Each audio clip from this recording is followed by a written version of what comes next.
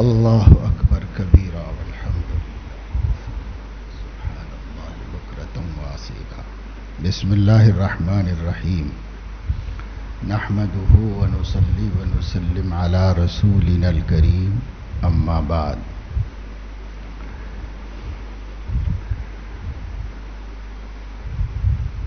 منکرین حدیث کے کچھ اشکالات کا ذکر ہو رہا تھا.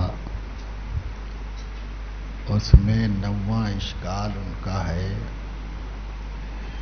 کہ اکثر احادیث عقل کے خلاف ہیں،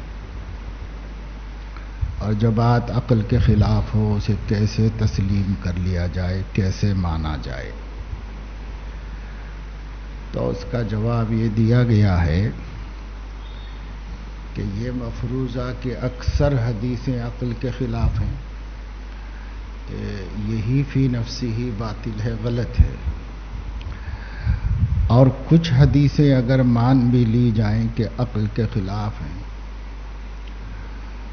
تو اس کا معیار کیا ہوگا؟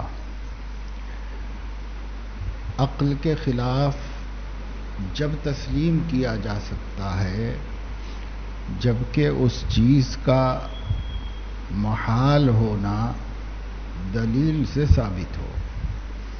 جب اس کا محال ہونا دلیل سے ثابت نہیں ہے تو اسے عقل کے خلاف کہنے کا کوئی جواز نہیں ہو سکتا. اور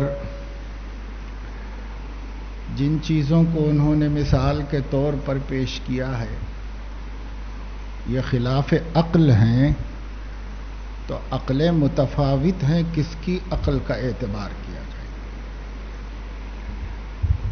ظاہر ہے کہ سب سے کامل عقل کا اعتبار کرنا چاہیے، اور کامل عقل نبی کو اللہ تعالیٰ عطا فرماتے ہیں. اس لیے جب نبی صلی اللہ علیہ وسلم نے یہ کام کیا یا یہ بات فرمائی ہے تو خلاف عقل نہیں ہے، موافق عقل ہے. کبھی ایسا ہوتا ہے کہ ایک چیز فوق الادراک ہوتی ہے عقل کے نزدیک اور اسے آدمی خلاف عقل کہہ دیتا ہے. خلاف عقل تھوڑی ہے، وہ فوق العقل ہے، یعنی آپ کی سمجھ شریف کی وہاں تک رسائی نہیں ہو سکی. آپ کی نہیں ہوئی تو ضروری نہیں ہے کہ آپ سے زیادہ عقل مند بھی اس کو غلط کہہ رہا ہو اور اسے نامعقول قرار دے رہا ہو. تو اس وجہ سے عقلوں کے درمیان میں تفاوت مسلم ہے. ایک بات بچہ نہیں سمجھ پاتا، بڑا سمجھ جاتا ہے. اول دوم کی جماعت والے طلبہ نہیں سمجھ پاتے اور ہفتم دورے والے سمجھ پاتے ہیں. تو عقل میں فرق ہوتا ہے.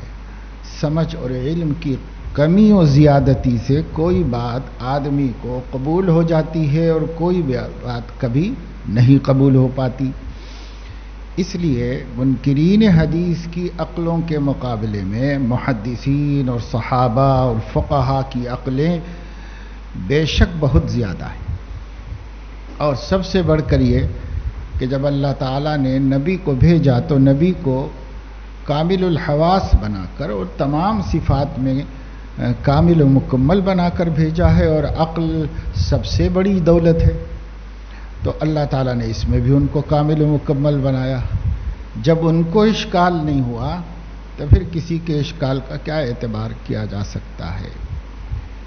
اسی طریقے سے ایک بات اس کے جواب میں یہ کہی جا سکتی ہے کہ جو انسان کو علم حاصل ہوا ہے، ایک تو وحی کے ذریعے سے حاصل ہوا ہے اور دوسرا عقل انسانی کے ذریعے سے حاصل ہوتا ہے. انسان کو جتنی معلومات ہوتی ہیں اس کی عقل، اس کی سمجھ وہاں تک پہنچتی ہے اور اسے نکالتی. تو ایک تو عقل انسانی ذریعہ ہے معلومات کا، اور دوسرے وحی الہی ذریعہ ہے. اور جب کوئی مسئلے میں اختلاف ہو تو وہ فیصلہ جو عقل انسانی کرے اس کے مقابلے میں جو وحی الہی کا فیصلہ راجح ہوگا اور معتبر ہوگا اور وہی صحیح ہوگا. اس لیے کہ عقل سے حاصل شدہ معلومات میں اکثر مغالطے ہوتے رہتے ہیں، اور وحی سے حاصل شدہ علم اس میں غلطی کا احتمال نہیں ہے. لہذا یہ ساری باتیں جو حضور علیہ الصلاۃ والسلام نے وحی کے ذریعے بتائی ہیں کسی کی سمجھ میں نہیں آتی ہیں تو ان کے سمجھ میں نہیں آنے کی وجہ سے ناقابل اعتبار تو نہیں ٹھہریں گی، اس واسطے کہ وہ تو اس علم کے ذریعے بول رہے ہیں جس علم میں غلطی کا احتمال نہیں ہے، اور آپ جس علم سے انکار کر رہے ہیں اس میں 1000 غلطیوں کا احتمال ہے. اس وجہ سے یہ تقابل صحیح نہیں ہے اور یہ اعتراض بھی باطل ہے اور غلط ہے. اور 10ویں بات یہ ہے کہ وہ یہ کہنا چاہتے ہیں کہ قرآن کریم کے بارے میں اللہ تعالیٰ نے فرمایا کہ تبیاناً لکل شیء، وہ ہر چیز کو واضح طور پر بیان کرنے والی کتاب ہے، ہر چیز کو کھول کھول کے سامنے رکھ دیتی ہے. یہ تبیان لکل شیء ہے. جب ایسا ہے تو پھر کیا ضرورت ہے کہ کسی اور علم کا ہم سہارا لیں اور کسی اور علم سے اس کی تشریح کی ضرورت سمجھیں؟ جب وہ خود ہی تبیان ہے تو اب اس کے بیان کی کیا ضرورت ہے کہ کوئی اور اس کو سمجھائے اور اس کی تشریح کرے؟ تو اس کا جواب یہ دیا گیا ہے تبیاناً لکل شیء میں کل جو ہے وہ استغراقی تو ہے لیکن حقیقی پر اس کا حمل نہیں ہوگا اور محمول نہیں کیا جائے گا حقیقی کے اوپر، اس واسطے کہ اگر اس کو استغراقی حقیقی مان لیا جائے کہ یہ کل ایسا کل ہے جس سے کوئی جز باہر نہیں، تو یہ بات اس لیے معتبر نہیں ہے کہ قرآن کریم بہت محدود احکام دیتا ہے اور قرآن کریم کے اندر بہت سے احکام موجود نہیں ہیں اور بہت سی باتیں بھی نہیں ہیں. اگر لکل شیء کہا جائے تو ہر علم، ہر فن، ہر بات، ہر چیز قرآن میں ہونا چاہیے اگر آپ استغراقی حقیقی مانتے ہیں اس کو. تو اس وجہ سے اس کا یہ کہنا مغالطہ ہے، یہ کوئی غلط فہمی نہیں ہے بلکہ مغالطہ ہے، جان بوجھ کر لوگوں کو غلطی میں ڈالنا ہے. اب جیسے قرآن کہتا اقیم الصلاۃ، تو پہلے تو صلاۃ کیا ہے یہ قرآن کریم کے اندر نہیں ہے، اس لیے کہ قرآن کی تشریح کرتا ہے اور ہم نے اس کو ماخذ میں تسلیم کیا ہے نمبر 1 پر کہ قرآن ہی قرآن کی تشریح کر دے، قرآن ہی قرآن کی تفصیل کر دے. تو بھائی پہلے تو قرآن ہی میں تلاش کر لو، جیسا کہ اللہ تعالیٰ نے فرمایا صراط الذین انعمت علیہم. اب یہ بات مبہم ہے کہ منعم علیہم کون ہیں، یہ مبہم ہے اس واسطے کہ لوگ اپنی اپنی سمجھوں سے انعام، کوئی دنیا کو سمجھتا ہے، کوئی راحت کو سمجھتا ہے، کوئی صحت کو سمجھتا ہے، کوئی دین کو سمجھتا ہے. تو منعم علیہم سے اللہ کی مراد کیا ہے؟ تو جملہ جو ہے وہ مبہم ہے اور اس جملے کا جو مفسر ہے وہ دوسری آیت ہے جو اللہ تعالیٰ نے فرمایا اولئک الذین انعم اللہ علیہم من النبیین والصدیقین والشہداء والصالحین وحسن اولئک رفیقا. یہ آیت مفسر ہے سورہ فاتحہ کی اس آیت کی جس میں صراط الذین انعمت علیہم کہا گیا. تو ایسا ہے کہ قرآن میں مل جاتی ہیں تفسیریں، قرآن کے کسی مجمل کی تفسیر، کسی مبہم کی وضاحت قرآن میں بھی ملتی ہیں لیکن ساری باتوں کی تو نہیں ملتی. اب قرآن کریم میں اقیم الصلاۃ کہا گیا ہے تو پہلے تو صلاۃ کا مفہوم قرآن میں کہیں واضح بیان کیا جائے کہ لغت میں دیکھنے جائیں گے تو کتنے ہی معنی نکل جائیں گے اور ہر معنی اللہ تعالیٰ کے حکم کا مدلول و مصداق بنا دیا جائے تو یہ یہاں تک کہ بعض معنی تو سوء ادب ہو جائیں گے، ناقابل تسلیم معنی بھی ہیں. تو کیسے ہوگا؟ تو اس سے مراد کیا ہو؟ کوئی منکر حدیث کہے گا کہ بھائی صلاۃ کے ایک معنی ہیں تحریک الصلوین، یعنی سرینوں کو حرکت دینا، ناچنا جیسے بدکار عورتیں ناچتی ہیں. تو اگر کوئی منکر حدیث جو ہے اقیم الصلاۃ کے یہ معنی سمجھ لے کہ ہر جب سمجھ میں آئے کہ نماز پڑھوں تو جا کے ناچ کر لے، تھوڑی دیر ناچ گانا کر لے، اور وہ یہ کہے کہ میں لغت سے قرآن سمجھ کے عمل کر رہا ہوں، تو کس کے پاس دم ہے کہ وہ اس کو بنا کرے کہ تم غلط سمجھ رہے ہو؟ اس لیے کہ بھائی زبان عربی ہے اور عرب کی ڈکشنری میں یہ معنی ہے، تو تم اگر رحمت کے معنی میں لیتے ہیں تو لے لو، تم اگر اس معنی میں لیتے ہو تو لے لو، میں اسی معنی میں لوں گا جو لغت میں ڈکشنری میں موجود ہے۔ تو آپ اس کو کیا جواب دیں گے؟ کوئی جواب دے کر اسے خاموش نہیں بٹھایا جا سکتا، اور اسے نماز نہیں سکھائی جا سکتی، اس لیے کہ قرآن میں تو ہے نہیں کہ صلاۃ سے اللہ کی مراد کیا ہے۔ جب قرآن میں نہیں ہے تو تشریح کہاں سے کریں گے؟ منکرین حدیث کا بڑا دعویٰ ہے تفسیر القرآن بالقرآن، ہم قرآن کی تفسیر صرف قرآن سے کرتے ہیں، کہیں سے مدد نہیں لیتے۔ تو ان سے پوچھا جائے کہ صاحب وہ آپ نمازیں جو دو پڑھتے ہو، ایک صبح کی ایک شام کی، اور تو پھر آپ یہ بتاؤ کہ وہ نماز جو جس طرح پڑھ رہے ہو یہ پڑھنا کہاں ہے قرآن میں؟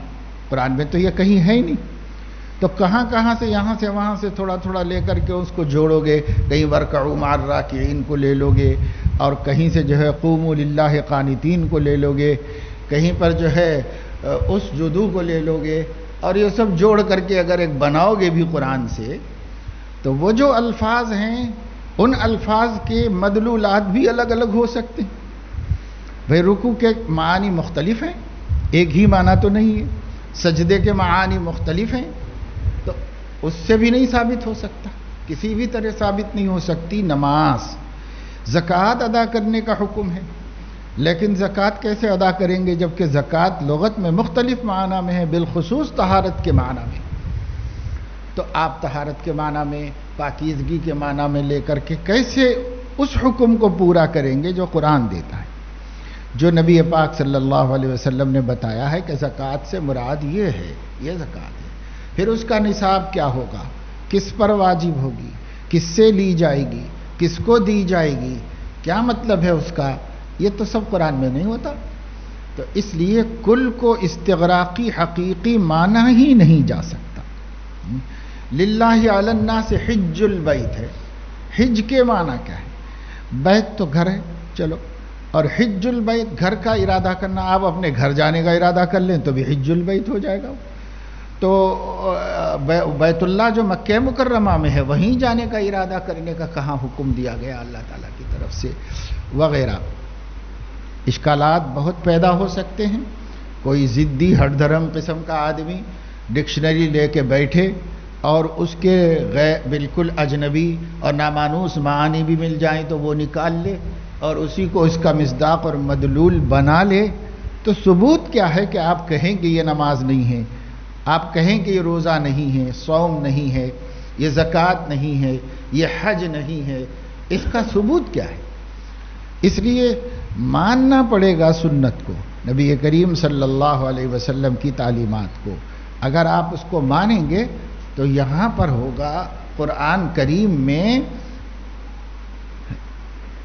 اللہ تعالیٰ کا مختصر سا حکم، یا یوں کہہ لو کہ اشارہ، احکامات کے اشارے اکثر جگہوں پر، اور مختلف جگہوں کے اوپر حدیثوں میں ان اشارات کی عملی تفصیل، تشریح قولی بھی ملے گی، عملی بھی ملے گی کہ بھائی ان باتوں پر حضور علیہ السلام نے عمل کس طرح کیا ہے۔ ظاہر ہے کہ ان باتوں کو قرآن کو نبی نے جس طرح سمجھا ہے وہی سب سے زیادہ معتبر ہوگا۔ اگر نبی نے نماز صلاۃ کے یہ معنی سمجھے ہیں جو ہمارے ہاں معروف و متداول ہیں، اور زکوٰۃ کے یہ معنی سمجھے ہیں، صوم کے یہ معنی سمجھے ہیں، حج کے یہ معنی سمجھے ہیں، تو نبی نے جو سمجھے ہیں اور ان کے اصحاب نے جو سمجھے ہیں وہی تو معتبر ہوگا سمجھنا، اور وہی باتیں جب نقل ہو کر آگے بڑھتی ہیں تو حدیث کہلاتی ہیں۔ اس لیے اس کا انکار کیسے کیا جا سکتا ہے؟ اس لیے یہ بات بالکل غلط اور بے اصل اور بے بنیاد ہے، محض اپنے خیالات، نظریات، اپنی تحریک، اپنی جماعت کا تحفظ ہے، بس اور کچھ نہیں ہے۔ اور اس کے لیے چاہے اسلام کی بنیادیں منہدم ہو جائیں، اور اس کے لیے کہ ہماری تحریک چل پڑے اور ہمارے قائد اور ہمارے امام کی بات ہی آگے بڑھے، چاہے قرآن منہدم ہو جائے، چاہے حدیثیں منہدم ہو جائیں، چاہے دین کی بنیاد ہی ختم ہو جائے، تو اس سے کوئی مطلب نہیں۔ تو یہ صحیح طریقہ کار نہیں ہے۔ بڑوں کی بات، علماء کی بات، ائمہ کی بات اہل السنت والجماعت کے نزدیک وہ نبی کتاب و سنت کی کسوٹی پر معتبر ہے۔ ہم لوگ بھی مانتے ہیں اپنے بڑوں کی بات، ائمہ کی بات، صحابہ کی بات، محدثین کی بات ہم بھی مانتے ہیں، لیکن ہمارا ماننا تعصب کے ساتھ نہیں ہے، علم عقل کے ساتھ ہے کہ اصل تو کسوٹی کتاب اللہ اور سنت رسول اللہ ہے، اور اس کے اوپر رکھ کر دیکھا جائے گا غیر نبی کی بات کو، وہ اس کے موافق ہے تو معتبر ہے، اس کے خلاف ہے تو غیر معتبر ہے۔ اور اگر احادیث و آیات کے معانی میں وسعت ہو، گنجائش ہو، تعدد ہو اور اختلاف پایا جائے تو پھر یہ دیکھا جاتا ہے کہ ترجیح کس کو دی جا سکتی ہے، ترجیح کے ذریعے یا تطبیق کے ذریعے کام کر لیا جاتا ہے، چھوڑا کسی کو بھی نہیں جاتا۔ اور جس چیز پر اجماع ہو جاتا ہے، یعنی جمہور امت مجتمع ہو جاتی ہے اور بعض کو اختلاف ہوتا ہے، تو ہم تفرد کو چھوڑ کر اجماع کو اختیار کر لیتے ہیں۔ اس طرح کوئی مسئلہ نہیں پیش آتا کتاب و سنت سے دین کے ثبوت میں اور اللہ کے نبی صلی اللہ علیہ وسلم کی مبارک تعلیمات کو عملی زندگی میں لانے کے سلسلے میں۔ تو یہ 10 موٹے موٹے اشکالات ہیں جو ان لوگوں کی حفوات اور بکواس میں سے قابل جواب سمجھ کر اختیار کیے گئے، اور باقی بیکار باتوں کی تو کوئی حد نہیں ہوتی کہ آدمی جو ہے اپنی بات منوانے کے لیے، جیسے کہا جاتا نا کہ ایک جھوٹ کو ثابت کرنے 100 جھوٹ بولنے پڑتے ہیں، تو ایک گمراہی کو ثابت کرنے کے واسطے کہ یہ حق ہے اور کتنی ہی گمراہیوں میں مبتلا ہونا پڑتا ہے، اور تب بھی جا کر کے وہ ثابت نہیں ہو پاتی، کیونکہ حق حق ہے، اور حق میں جھکنے، دبنے اور ہار ماننے کی مزاج نہیں ہے۔ اللہ نے حق میں وہ تعلی رکھی ہے، حق کی نسبت اللہ کے ساتھ ہے، اللہ اعلیٰ و اجل ہے، اور جو حق اس سے منسوب ہے وہ بھی اعلیٰ ہے، تو وہ دبتا نہیں، ہارتا نہیں ہے۔ اس لیے لوگوں نے بہت ساری کوششیں کر لی ہیں، اور ان کوششوں کے ذریعے سے اللہ کے نبی صلی اللہ تعالی علیہ وسلم کی حدیثوں کو غیر معتبر، ناقابل عمل قرار دینے کی ہر ممکن کوشش کر لی، اور ایسے لوگوں کا دشمنان اسلام نے ساتھ دیا ہے، مالی اعتبار سے بھی، طاقت کے اعتبار سے بھی، اور اخلاقی اور سماجی سپورٹ کے ذریعے سے بھی، ہر اعتبار سے ایسے لوگوں کو بہت زیادہ ساتھ دیا گیا ہے۔ اگر انٹرنیٹ پر دیکھا جائے تو دیکھیں نہ آپ، لیکن اگر دیکھا جائے تو سب سے پہلے اسلامی سائٹس لے کر کے انٹرنیٹ پر آنے والے منکرین حدیث ہیں، اور سب سے بڑی مقدار میں ان کا ذخیرہ موجود ہے، جو ہر ممکن کوشش کرتے ہیں کہ حدیث ناقابل اعتبار اور نبی ناقابل اتباع ہے، نعوذ باللہ من ذالک۔ اسے لے کر وہ آئے ہیں، اب ہیلے بہانے کرتے ہیں کہ ذرا پڑھا لکھا سمجھدار آدمی کہتا ہے ایسے ایسے کیسے بھائی، نبی کو اتنا بھی نہیں گرا دینا چاہیے، تو کچھ تو سمجھ آتی نہ عام مسلمان کو بھی آتی ہے، تو اس کو اس قسم کی بیکار باتوں سے مطمئن کرنے کی کوشش کرتے ہیں۔ تو چونکہ اکثر جدید تعلیم یافتہ مسلمان، اکثر اب تو 50-60 برس کی عمر میں بھی ایسے لوگ موجود ہیں جن کی مکمل تعلیم کانوینٹ سے کالج تک مشنری کے تحت ہوئی ہے یا خالص غیر اسلامی ماحول کے اندر ہوئی ہے، اور اتفاق سے خود ان کے گھر کے ماحول میں بھی دین نہیں تھا کہ آبا و اجداد سے اور اپنے فیملی بیک گراؤنڈ سے ان کو دین ملا ہو، یہ بھی نہیں تھا، اور اتفاق سے کسی دینی محنت سے، علماء سے، مشائخ سے، دعوت کی محنت سے کسی سے جڑنے کی نوبت بھی نہیں آئی۔ تو اب ایسے جتنے لوگ ہیں وہ ایک جزیرے میں رہتے ہیں، ایک ٹاپو میں رہتے ہیں، جو سب پورا کا پورا کفر، شرک اور الحاد کے بیچ میں ہے، اس میں رہتے ہیں۔ ان بیچاروں نے اپنے آپ کو مسلمان کہہ رکھا ہے، لیکن جو ان کو دھوکہ دیتا ہے اسلام کے نام پر وہ اسے اسلام سمجھ کے لے لیتے ہیں.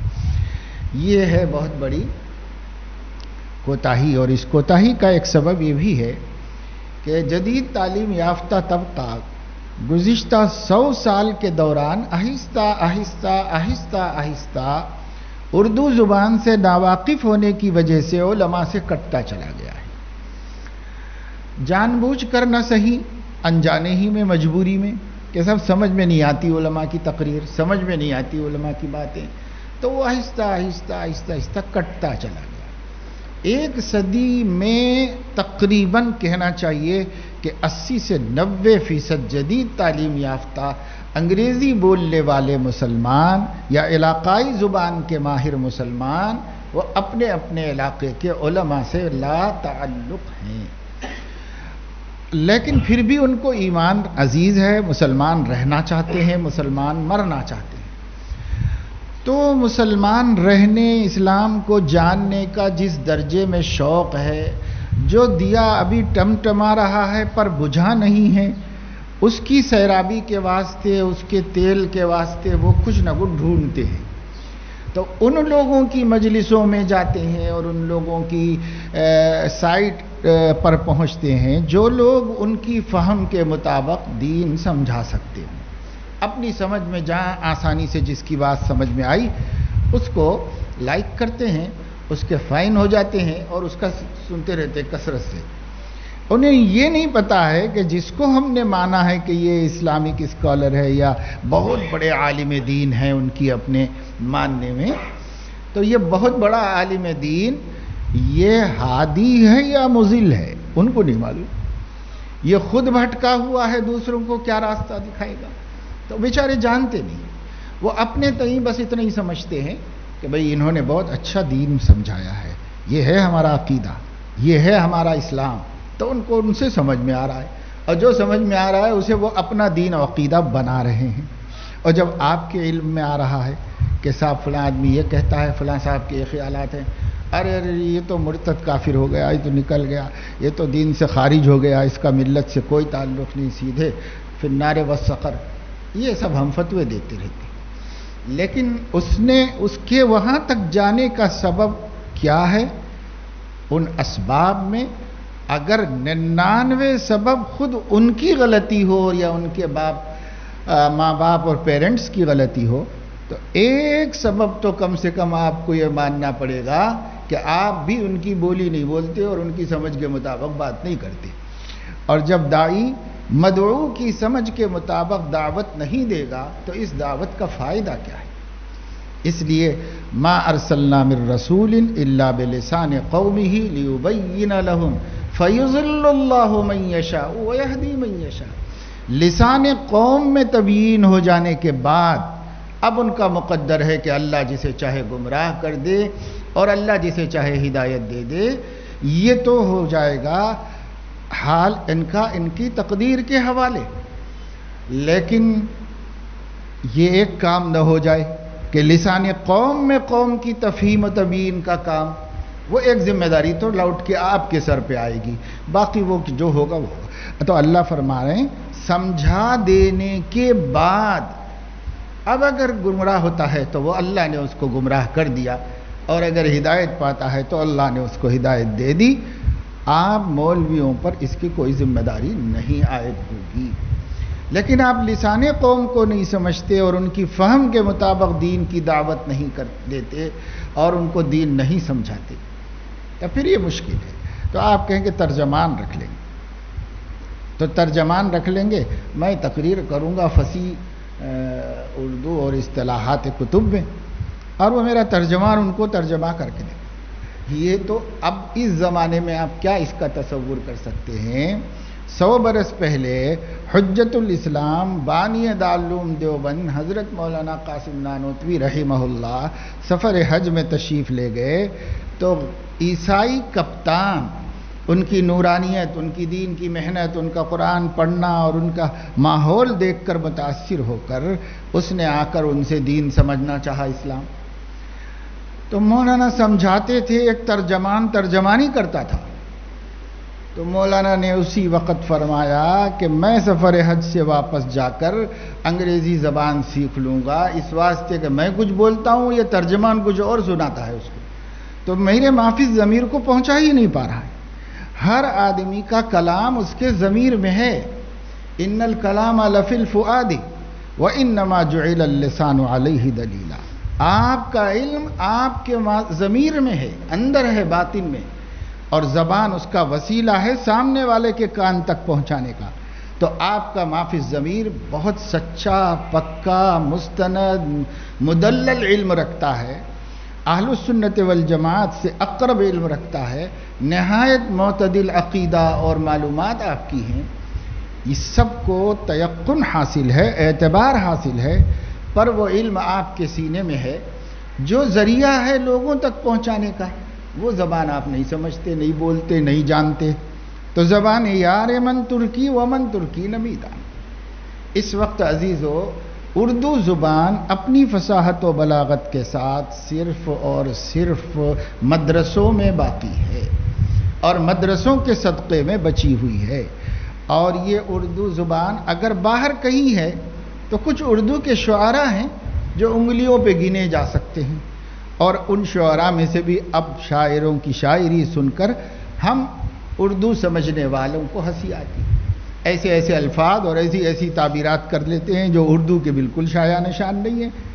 ہاں، ان میں البتہ اب بھی بہت اچھے اچھے ادیب و شاعر ہیں، مگر جب ان کی زندگی ختم ہوگی تو ان کے بچے بھی نہیں جانتے، ان کی اولاد بھی اردو سے واقف نہیں، ان کے ساتھ وہ بھی ختم ہو جائے گی۔ تو کچھ چراغ ہیں جو روشنی دے رہے ہیں اردو کی، یہ ختم ہو جائیں گے۔ اب اس میں یہ ہے کہ بعض علاقوں میں پھر بھی غنیمت ہے، بعض علاقوں میں تقریباً ختم ہے۔ میں آپ کو اس لیے بتا رہا ہوں کہ آپ داعی بننے جا رہے ہو، امت کے خادم بننے جا رہے ہیں، اس لیے میں ضروری بات آپ کو بتا رہا ہوں۔ یو پی وغیرہ دلی کے علاقوں میں عوام الناس اب بھی بہت حد تک خطیب صاحب کے خطبے کو سمجھ لیتے ہیں آسانی سے، ادھر ابھی ماحول ہے، مدارس کی بہتات سمجھو یا وہاں کا ماحول اور وہاں کی اپنی زبان، لیکن جنوبی ہندوستان کی ریاستوں میں تعلیم یافتہ مسلمانوں کی اکثریت انگریزی میڈیم کی ہے، وہ اردو صحیح طریقے پر نہیں جانتے، بولتے ہیں، یعنی کھا لیے پی لیے رہ لیے، کہاں گئے تھے، آئے تھے، گئے تھے، آئیے تشریف لائیے، بس یہ والی جانتے ہیں۔ اب جب آپ کوئی علمی گفتگو کریں گے تو علمی گفتگو میں ان کو وہ زبان سمجھ میں نہیں آتی، وہ ان کے سر پر سے چلی جاتی ہے، ان کو سمجھ میں نہیں آتی۔ اب فلاں ڈاکٹر صاحب، فلاں برادر اور فلاں خواہر، وہ ان کو سمجھاتے ہیں تو ان کی سمجھانا ان کو سمجھ میں آ جاتا ہے۔ میٹیریل کیا ہے اس کا تو کچھ پتہ نہیں، حق بولنے والے کے پاس حق ہے لیکن سمجھا نہیں پاتا، سمجھانا آنے والے کے پاس باطل ہے، وہ ان کے دماغوں میں اتار رہا ہے باطل۔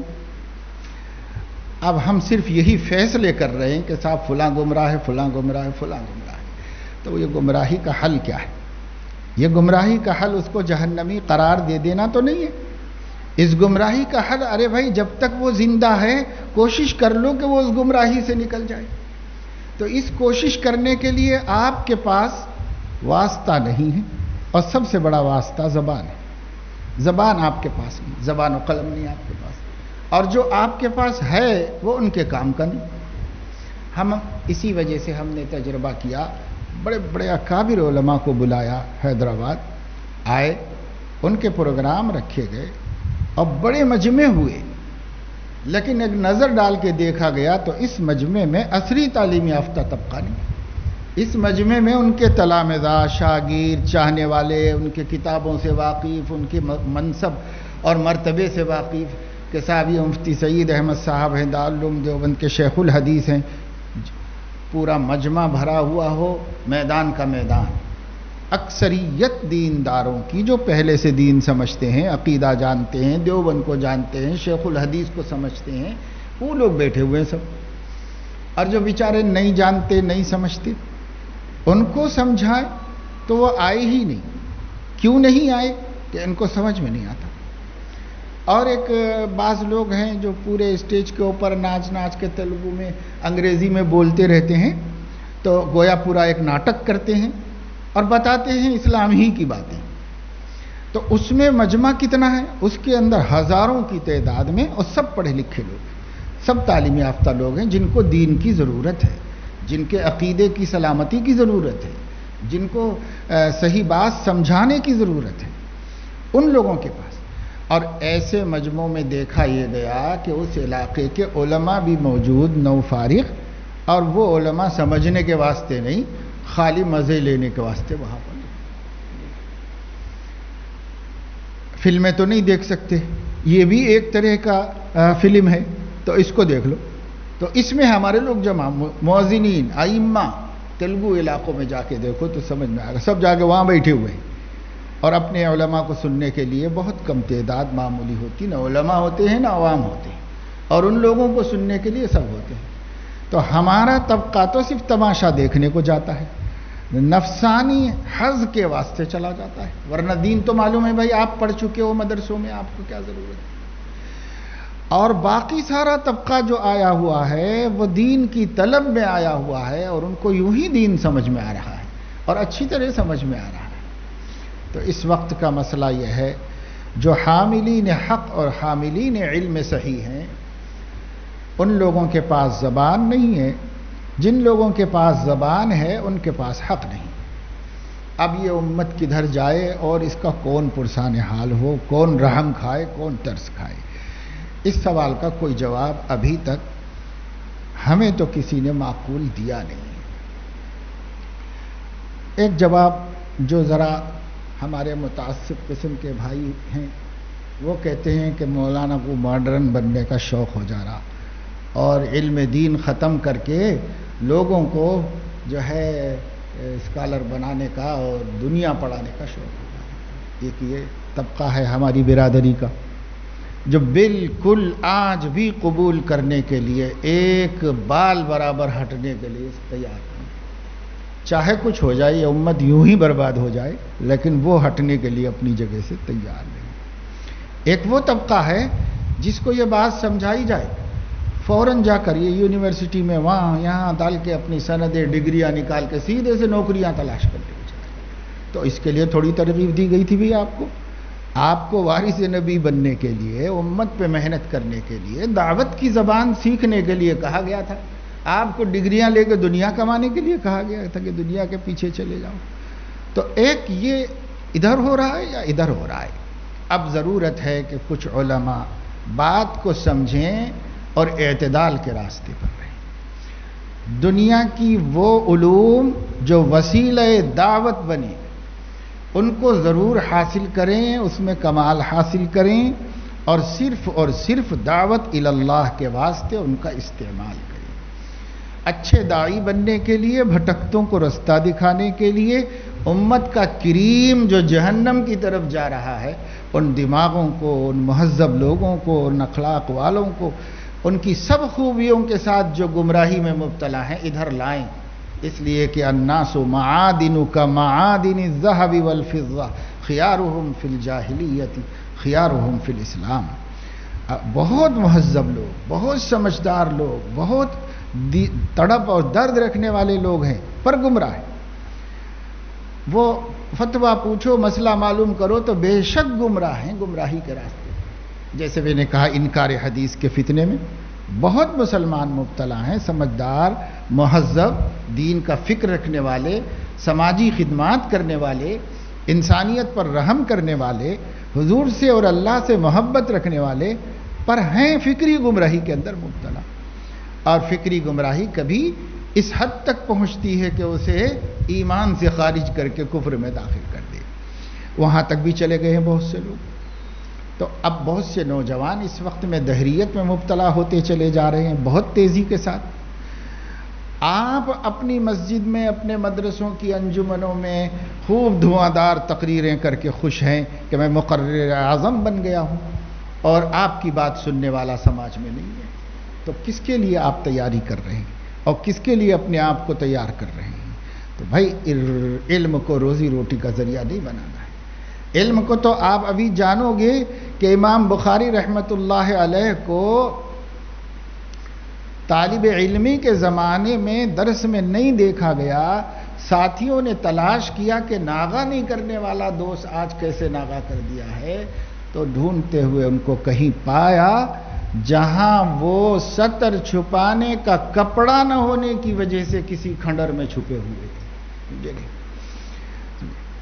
اور اتنا مجاہدہ کیا ہے اس راستے میں، علم کے راستے میں، اور تب جا کر کے آج ان کا نام لیتے ہیں تو دلوں کو راحت ملتی ہے اور آنکھوں کو ٹھنڈک نصیب ہوتی ہے۔ تو کتنا مجاہدہ انہوں نے کیا ہے، اپنا خون دے کے علم کو سینچا ہے اور حضور علیہ الصلوۃ والسلام کے دین کی حفاظت کی ہے۔ یہ قربانیاں، یہ مجاہدے آج طالب علم کرنا نہیں چاہتے۔ آج طالب علموں کا حال یہ ہے کہ کل دور حدیث کے ایک استاد نے کہا کہ بس درسگاہ میں مشکل سے 60 بچے شریک ہوتے، 114 ہیں، ان میں سے 11 یا 12 طالب علم ہیں جو اپنا ڈگری کا ایگزام دے رہے ہیں، انہوں نے چھٹی لی ہوئی ہے، ان کو چھوڑ دو تو ماں بقی کہاں ہیں؟ کیوں سوتے ہیں؟ کیوں غفلت کرتے ہیں؟ کیوں کاہلی کرتے ہیں؟ جس امام بخاری کا، جس امام ترمذی کا، جس امام مسلم کا علم آپ حاصل کرنا چاہ رہے ہو، انہوں نے تو پیٹ پہ پتھر باندھ کے فاقے کر کے علم حاصل کر کے آپ کے لیے اٹھا کے رکھا ہے۔ آپ کیا سیکھنا چاہتے ہو؟ کھا کے پی کے سو کے خراٹے مارتے ہوئے سبق چل رہا ہے بستر پہ پڑے ہوئے۔ آپ کیا سیکھنا چاہتے ہو؟ کیسے اللہ دے گا ایسے غافلوں کو، جاہلوں کو اور بے طلبوں کو؟ اللہ کو کیا ضرورت ہے؟ ان اللہ لغنی عن العالمین، تم بے نیازی دکھاؤ گے، خدا اس سے بڑا بے نیاز ہے، سب سے بڑا بے نیاز ہے، پورے عالم کا محتاج نہیں ہے اللہ تعالیٰ۔ کیسے علم دے گا آپ کو؟ آپ کو علم دے گا قربانی ہے۔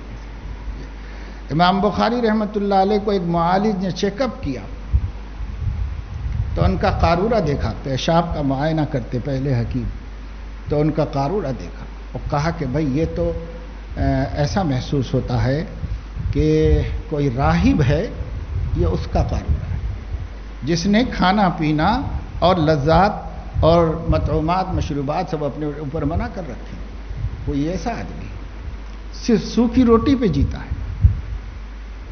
تو جب ان سے کہا گیا تو پتہ چلا کہ 40 برس سے روٹی بغیر سالن کے کھا رہے ہیں امام بخاری رحمۃ اللہ، سالن نہیں استعمال کرتے، روٹی کھاتے۔ ڈاکٹر نے کہا علاج تو ہو جائے گا پر آپ کو سالن کے ساتھ روٹی استعمال کرنی ہے، تو آمادہ نہیں ہوئی۔ استادوں نے سمجھایا تو فرمایا اچھا ٹھیک ہے شکر کے ساتھ کھا لیں، تھوڑا سا اس کے لیے راضی ہو گئے۔ تو بھائی، اور کیا امام بخاری غریب تھے؟ کیا امام بخاری ایسے گھرانے سے گئے تھے پڑھنے کے واسطے جس گھرانے میں مال و دولت نہیں تھی؟ ان کے والد نے پیسہ چھوڑا تھا، اور چلو اس وقت نہیں تھی تو جس وقت کے یہ حالات ہیں، اس زمانے میں تو ان کی اپنی بڑی تجارت تھی اور خوب کماتے تھے۔ 1,000 درہم اگر کسی کو وہ ہدیے میں دے سکتے ہوں اور امداد میں دے سکتے ہوں تو ان کی مالی کیفیت کیا ہوگی، معاشی صورتحال کیا ہوگی؟ لیکن پر یہ دین کی مصروفیت میں اپنے کو گھلانا اور اس میں مشغول رہنا، سب کو کھلانا اور خود وقت بچا کر مطالعے میں لگے رہنا اور حدیثیں پڑھتے پڑھاتے رہنا، یہ انہوں نے اپنے لیے پسند کیا، اختیار کیا۔ عزیزو، اچھی طرح سمجھ لو کہ علم راحت کے ساتھ نہیں ملتا۔ ہمارے استاد حضرت قاری امیر حسن صاحب رحمۃ اللہ علیہ فرماتے تھے کہ راہ علم راہ مشقت ہے۔ خدا جانے انہوں نے ہزاروں دفعے کہا ہوگا اور کوئی ان کو جاننے والا ایسا نہیں ہوگا جس نے یہ لفظ نہ سنا ہوگا۔ وہ کہتے تھے کہ راہ علم راہ مشقت ہے، مشقت کا راستہ ہے یہ آرام کا راستہ نہیں۔ اب تو اللہ کا شکر ادا کرو کہ تمہارے فیان ہیں، پنکھے، قالینیں ہیں، کتابیں ہیں، سہولتیں ہیں، راحت ہے، آرام ہے۔ شیخ الحدیث مولانا زکریا صاحب رحمۃ اللہ علیہ کو مظاہر العلوم والوں نے خط لکھا مدینہ منورہ کہ برما کے ایک مدرسے کے، ہمارے مدرسے کے فارغ برما کے تاجر ہیں، وہ کہہ رہے ہیں کہ یہ 70,000 روپے میں صرف اس لیے دے رہا ہوں کہ مظاہر العلوم میں پنکھے لگا دیے جائیں، کیونکہ پنکھے نہیں تھے مظاہر العلوم سہارنپور، فین لگا دیے جائیں۔ 70,000 روپے وہیں کے ایک فارغ عالم نے اپنی تجارت میں سے دی۔ شیخ سے اجازت لی گئی تو شیخ نے فرمایا کہ میں اس کی اجازت نہیں دیتا، ان کی رقم ان کو واپس کر دی جائے، اس لیے کہ اگر میرے طلبہ عافیت پسند ہوں گے، راحت اور عیش کا مزاج بنا لیں گے، تو ان کو تو جا کے گاؤں گاؤں دیہات دیہات محنتیں کرنا ہے، قربانیاں دینا ہے، پسینے ٹپکانا ہے، اور امت کی مصیبتوں میں سے امت کو نکال کر ہدایت کے راستے پہ ڈالنا ہے۔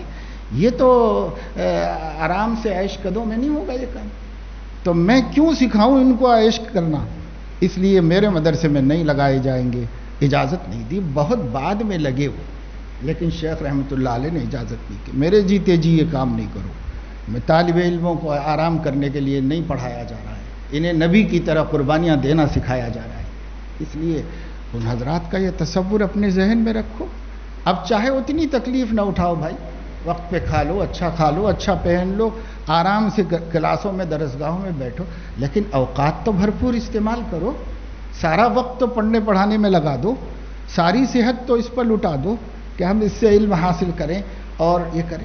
اب یہ بھی نہیں ہوتا، پتہ نہیں کتنا کھاتے ہیں آپ لوگ کے درجے میں تمام ڈھلکیاں مارتے رہتے ہیں، تو کھانا زیادہ کھانے سے نیند کا غلبہ ہوتا ہے، کہا کو اتنا کھاتے ہو، اتنا کھاؤ کہ قوت برقرار رہے۔ حضرت حکیم الامت رحمۃ اللہ علیہ نے 40 نصیحتوں میں ایک نصیحت یہ فرمائی، کھانے پینے میں نہ اتنی کمی کرے کہ کمزور یا بیمار ہو جائے، نہ اتنی زیادتی کرے کہ عبادت میں سستی ہونے لگے، تو یہ بھی نہیں کرو، یہ بھی نہیں کرو، اتنا کھا لو کہ صحت سلامت رہے، قوت رہے، طاقت رہے، اس کے لیے کرو۔ خیر، تو یہ باتیں میں نے اس لیے بتا دی ضمناً آپ کو کہ ضمنی طور پر تو احادیث کے دوران بھی بہت سے مواقع آئیں گے جب آپ کو ہم امت کے حالات اور ہماری غفلتوں کا ذکر کرتے رہیں گے، تاکہ اصل مقصود تو پڑھنے پڑھانے کا وہی ہے کہ یہاں سے آپ ایک فکر کا غبارہ بن کے اڑو، فکر بھر کے لو اپنے دل میں، فکر بن کے لے کے جاؤ، درد بھر کے لے کے جاؤ امت کا۔ اس کے لیے تو ہم تو وہ کام کرتے رہیں گے انشاءاللہ، تھوڑی دیر اس میں لگ جاتی ہے تو لگ جانے دو۔ اب یہ ہو گیا منکرین حدیث کا تھوڑا سا تعارف اور ان لوگوں کے اعتراضات بقول ان کے۔ اب بقول ہمارے بکواس تو اس کا کچھ جواب استدلالی یا الزامی سامنے آپ کے آ گیا کہ اتفاق سے آپ کو کوئی مل جائے اور سابقہ پڑ جائے تو بغلے نہ جھاپو، جی نہیں، بغلے نہ جھاپو، کوئی سابقہ پڑ جائے تو ایسا مت کچھ نہیں۔ حضرت حکیم الاسلام قاری طیب صاحب رحمۃ اللہ علیہ ٹرین میں سفر کر رہے تھے، ایک انگریز بیٹھا ہوا تھا، تو اس نے کہا کہ میں اردو بہت اچھی جانتا ہوں۔ تو حضرت نے پوچھا بغلیں جھانکنا کس کو کہتے ہیں؟ تو اس نے ادھر ہاتھ اٹھا کے بتایا کہ بغلیں جھانک۔ تو حضرت نے فرمایا اچھا ٹھیک ہے، سمجھ گیا کتنی اردو جانتے ہیں جن۔ تو آپ بغلیں جھانکنے نہ لگیں بلکہ ان کو جواب دے سکیں، کچھ نہ کچھ تو نمٹا دینا چاہیے اسی وقت، اور یہ نہیں بولنا چاہیے کہ اچھا میں ہمارے مولانا سے پوچھ کے بولتا ہوں، فوری تو کچھ نمٹا دینا چاہیے۔ استدلالی نہ سمجھ میں آئے تو الزامی ہی سے صحیح منہ تو بند کرو، کچھ بولو، چپ نہ رہو، کچھ بول کے پھر بعد میں تحقیقی جواب لا کے دے دو اس کو، لیکن تحقیقی معلوم ہے تو وہ بھی اس کو بتا دو، لیکن ان کے سامنے ہتھیار نہیں ڈالنا چاہیے، باطل کے سامنے حق کیسے ہتھیار ڈال سکتا ہے؟ اس لیے محنت سے پڑھنا پڑتا ہے بیٹا، ایسے پڑھنے سے کام نہیں چلتا جیسے ہم لوگ پڑھتے ہیں، ایسے پڑھنے سے کام نہیں چلتا۔ یہ ہو گیا۔ اب اگلا عنوان ہے ترجمۃ الامام بخاری رحمہ اللہ۔ ترجمہ اردو میں ٹرانسلیشن کو معنی میں استعمال ہوتا ہے، اور عربی میں عام طور سے بطور عرف کے ترجمہ کے معنی ہوتے ہیں حالات زندگی، تعارف جس کو ہم بولتے ہیں اردو میں تعارف، تو ترجمہ تعارف کو کہا جاتا ہے۔ ترجمۃ المصنف کے معنی ہے مصنف کا تعارف، کہ وہ کیا ہیں، کون ہیں، کیا ہیں، کدھر ہیں۔ یہ اب یہ ترجمہ ہے مصنف کا، جن کی کتاب آپ پڑھنے جا رہے ہو۔ امام بخاری رحمۃ اللہ علیہ اس نام سے تو دنیا کا بچہ بچہ جانتا ہے، مسلمان تو کیا غیر مسلموں تک کو پہنچ گیا ہے یہ نام، اور وہ بھی جانتے ہیں کہ مسلمانوں کے ہاں بہت بڑے بزرگ ہیں، یہ بہت بڑے عالم دین ہیں، اتنا تو سب کو امام بخاری معلوم ہو گئے۔ امام بخاری کے القاب بہت ہیں، یعنی ان کو الامام، الحجہ، الحافظ، امیر المومنین فی الحدیث، طبیب علل الحدیث، امام الائمہ، حافظ الدنیا وغیرہ وغیرہ بہت سے القاب سے دنیا نے ان کو یاد کیا ہے، اور جس لقب سے بھی یاد کیا جائے وہ ان کے لیے موضوع ہیں اور وہ اس کے حقدار ہیں۔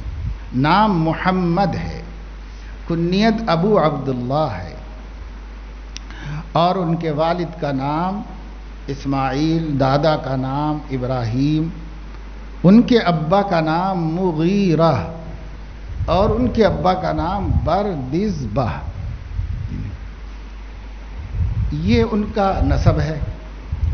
بردزبہ جو ہیں یہ لفظ کہا جاتا ہے کہ فارسی کا ہے، اور اس کے معنی زارع کے ہیں، کاشتکاروں کو بردزبہ کہا جاتا ہے۔ ہو سکتا ہے وہ کاشتکاری کرتے ہوں گے تو اس وجہ سے، یا ان کا خاندان کاشتکاروں کا ہوگا، یہ نام ان کا ہے بردزبہ۔ جد امجد یعنی جد اعلیٰ ہیں ان کی، امجد تو بیچارے ہو نہیں سکے لیکن اعلیٰ ہیں ان کے بڑے دادا۔ اب وہ بردزبہ جو ہیں چونکہ فارسی النسل ہیں اور فارسی المذہب بھی ہیں، یعنی مجوسی، اس زمانے میں وہاں کا مذہب آتش پرست لوگ تھے، وہ بہرحال اسی مذہب کفر شرک کے مذہب پر وہ تھے، انہیں اسی پر رہے اور اسی پر مرے۔ بردزبہ کے جو بیٹے ہیں مغیرہ، تو مغیرہ کو توفیق ہوئی کہ وہ اسلام قبول کریں۔ بخارا کے جو والی تھے ان کا نام ہے یمان الجعفی، وہ بخارا کے گورنر تھے، وہاں کے حاکم اعلیٰ تھے یمان الجعفی۔ ان کے دست حق پرست پر انہوں نے المغیرہ نے اسلام قبول کر لیا، اپنا مذہب چھوڑ دیا جو باطل تھا اور حق مذہب کو اختیار کیا۔ یمان جعفی جو ہے بخارا کے والی تھے، اور عبداللہ بن محمد مسندی ایک محدث گزرے ہیں، ان محدث کے وہ دادا تھے۔ تو بہرحال علمی گھرانہ بھی تھا اور علم سے واقف تھے، دین سے، انہوں نے ان کو اسلام قبول کروایا۔ مغیرہ کے بیٹے ہیں ابراہیم۔ ابراہیم کے بارے میں حافظ ابن حجر عسقلانی رحمہ اللہ فرماتے ہیں کہ مجھے ان کی تفصیلات نہیں معلوم ہو سکی کہ وہ کیا تھے، کیا کرتے تھے، کہاں رہتے تھے، کیسے کیا، تو ان کا تعارف زیادہ کتابوں میں لکھا ہوا کہیں نہیں ملا، اور جب ان حضرات کو نہیں ملا تو بعد والوں کو کہاں سے ملے گا۔ ان کے بیٹے ہیں اسماعیل۔ یہ جو اسماعیل ہیں یہ محدث ہیں اور بڑے علم و فضل والے ہیں۔ ان کو کان ورعا تقیا صاحب الحدیث کہا گیا ہے، بڑے علم والے تھے۔ اس زمانے میں علموں میں اصل علم حدیث کا تھا، اور علم حدیث کی بنیاد پر لوگوں کو عالم کہا جاتا تھا۔ اور جو اسماعیل تھے رحمہ اللہ یہ بھی بڑے محدث تھے۔ انہوں نے عبداللہ ابن مبارک رحمہ اللہ کی صحبت اختیار کی اور ان سے کسب فیض کیا۔ امام مالک رحمہ اللہ سے انہوں نے روایت کی، اور اسی طریقے سے حماد بن زید کے ساتھ انہوں نے علم حاصل کیا اور روایت کی، تو بڑے درجے کے لوگوں میں سے تھے۔ امام بخاری رحمۃ اللہ علیہ نے خود تاریخ کبیر میں اپنے والد کو حفاظ حدیث میں شمار کیا ہے اور ان کو ثقہ قرار دیا ہے، اور اس کے ساتھ ساتھ صاحب تقوی بزرگ تھے۔ ان کے انتقال کے وقت میں ایک صاحب حاضر تھے، ان کا بیان یہ ہے کہ اخیر وقت میں ان کے پاس تھا تو انہوں نے مجھ سے فرمایا کہ میں نے ایسا مال نہیں چھوڑا ہے جس میں ایک درہم بھی مشتبہ ہو، یعنی حرام ہونا تو بہت دور کی بات ہے، مشتبہ کے کھٹک پیدا ہو گئی ہو کہ حلال ہے کہ حرام ہے، اس کی کھٹک کسی پہ پیدا ہو گئی ہو، تو میں نے مشتبہ مال، میں نے جو مال چھوڑا ہے اپنے بعد ما ترکت بعدی درہما، میں نے اپنے بعد ایک درہم بھی ایسا نہیں چھوڑا ہے ترکے میں، میراث میں، جس میں ایک درہم بھی جو مشتبہ ہو، جس کے بارے میں مجھے کھٹک ہو کہ بھئی صحیح ہے کہ نہیں ہے، صحیح ذریعے سے آیا کہ نہیں آیا، ایسی. تو ظاہر ہے کہ ایسی میراث چھوڑ کر کے گئے تھے، اور اسی سے ان کی اہلیہ محترمہ نے امام بخاری اور ان کے بھائی کی تربیت کی اور ان کی پرورش کی، اور ان کو پڑھایا لکھایا، قابل بنایا. تو یہ ان کے والد صاحب کے کمالات میں سے ہے. دین بھی اعلیٰ درجے کا اور علم بھی، فقیہ بھی تھے اور ورع اور تقی بھی تھے، ثقہ بھی تھے. اللہ تعالیٰ نے ان کو بہت اعتماد اس معاملے میں عطا فرمایا تھا. ان کے گھر میں پیدا ہوئے محمد، بیٹا ہوا تو اس کا نام انہوں نے محمد رکھا. یہ دوسرے بیٹے ہیں، بڑے بیٹے بھی تھے ان کے. بڑے بیٹے کے بعد ان کی ولادت ہوئی تو ان کا نام انہوں نے محمد رکھا، اور ان کے بارے میں اچھی تمنائیں کی. جب وہ خود محدث تھے تو ظاہر ہے کہ ایسے باپ کی اولاد کے لیے کیا کیا نہیں تمنائیں ہو سکتی ہیں. اس زمانے میں تو علماء سب اپنی اولاد کے لیے انگلش میڈیم میں پڑھا کر انجینئر ڈاکٹر بنا کر بچوں کو بچیوں کو سب کو یہی پڑھا کر کے یہ کہہ رہے ہیں. بعض علماء کی زبان سے میں نے سنا کہ بھائی ہم لوگ تو کچھ کما نہیں سکے، ہمارے بچے اچھا کھا پی کر زندگی گزارے. یہ قدرداں اس زمانے کے علماء ہیں اپنے علم کے. اس زمانے کے علماء اپنے بچوں کے لیے جو سوچتے تھے کہ وہ محدث بنے، فقیہ بنے، اور ہمارا بچہ جو ہے متقی بنے، ہادی بنے، اللہ کا محبوب بنے، یہ ان کی تمنائیں ہوتی تھیں. اب تمنائیں بدل گئی ہیں، آج بھی ہیں دین کی قدرداں، لیکن آج یہ چیزیں بھی بہت نظر آ رہی ہیں جو پہلے ایسی نظر نہیں آتی تھی.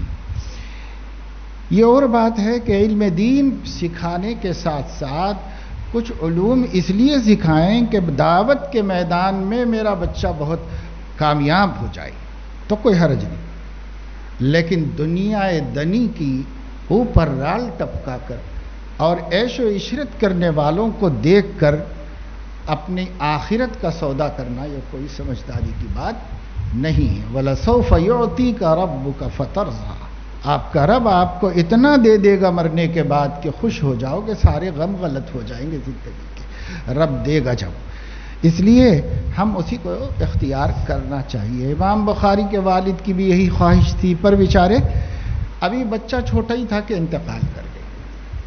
تو یتیمی کی حالت میں اپنے والدہ کی سرپرستی میں انہوں نے پرورش پائی اور پروان چڑھے. بہت چھوٹے تھے، کسی مرض کی وجہ سے یا کسی عارضے کی وجہ سے بینائی سے محروم ہو گئے. نابینا پیدا تو نہیں ہوئے تھے لیکن بینائی سے بعد میں وہ محروم ہو گئے تھے. ان کی والدہ بہت دعائیں کرتی تھیں، بہت روتی تھیں اللہ تعالیٰ کے سامنے، اور بہت دعائیں کرتی تھیں کہ اللہ پاک میں بچے کو کیا کیا سکھانا پڑھانا چاہ رہی ہوں. آنکھ ہی نہیں ہوگی تو کیا پڑھے گا لکھے گا میرا بچہ، اس کے آنکھ دے دیجئے. تو خوب دعائیں کیا کرتی تھی. اللہ پاک نے ان کی دعا قبول کی. ایک دن خواب میں انہوں نے سیدنا ابراہیم خلیل اللہ علیہ الصلاۃ والسلام کو دیکھا، اور وہ ان سے یہ فرما رہے تھے کہ اللہ پاک نے تیری دعائیں اور تیرا رونا اور بکا سب قبول کر لیا ہے اور تیرے بچے کی بینائی لوٹا دی ہے. تو یہ خبر دی حضرت ابراہیم خلیل اللہ نے ان کو خواب میں. ہماری خوشی کی بیدار ہوئی، بچے کو جگایا تو ماشاءاللہ چاروں طبق روشن تھے، سب آنکھیں نظر آ رہی تھی، دکھائی دے رہی تھی. تو اللہ پاک نے یہ نعمت ان کو عطا فرما دی جس سے محروم کیے گئے تھے کسی مصلحت سے اللہ تعالیٰ کی. اب انہوں نے پڑھنا شروع کیا. صحابہ کے دور سے ہمیشہ بچوں کو ابتداءً تھوڑا بھی شعور آ جائے تو عقیدہ سکھایا جاتا، توحید و رسالت کی باتیں کان میں ڈالی جاتی، پھر قرآن مجید سکھایا جاتا ان کو جب وہ پڑھنے کے قابل ہو جاتے. صحابہ فرماتے ہیں کہ ہم اپنے بچوں کو سب سے پہلے قرآن کریم کی سورہ بنی اسرائیل کی آخری آیت رٹا دیا کرتے تھے. وَقُلِ الْحَمْدُ لِلَّهِ الَّذِي لَمْ يَتَّخِذْ وَلَدًا وَلَمْ يَكُنْ لَهُ شَرِيكٌ فِي الْمُلْكِ وَكَبِّرْهُ تَكْبِيرًا.